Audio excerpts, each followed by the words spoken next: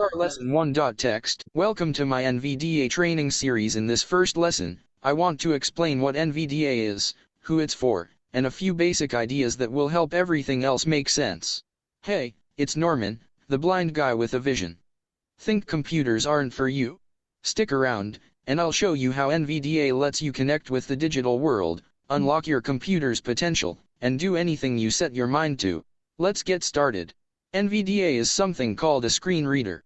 A screen reader is software that speaks what's on the screen. It reads text, announces buttons, links, menus, and lets you know where you are as you move around. Instead of using a mouse, screen reader users mostly rely on the keyboard and audio feedback. NVDA stands for NonVisual Desktop Access. It's a free screen reader made for Windows. It's used by blind and low vision people all over the world.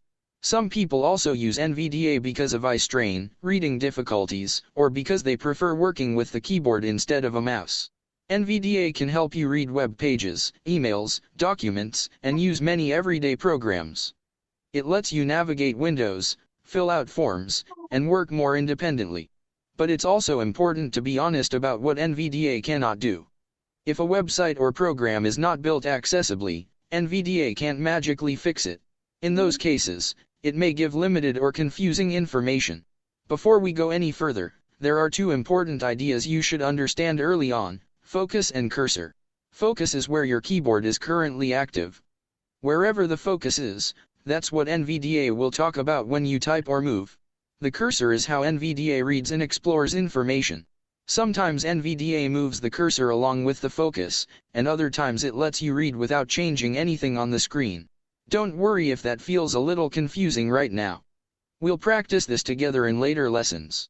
For now, just remember this: NVDA speaks what has focus, and it uses different cursors to help you explore and read.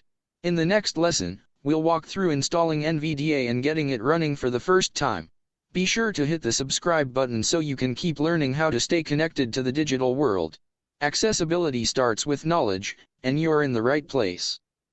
Screen share.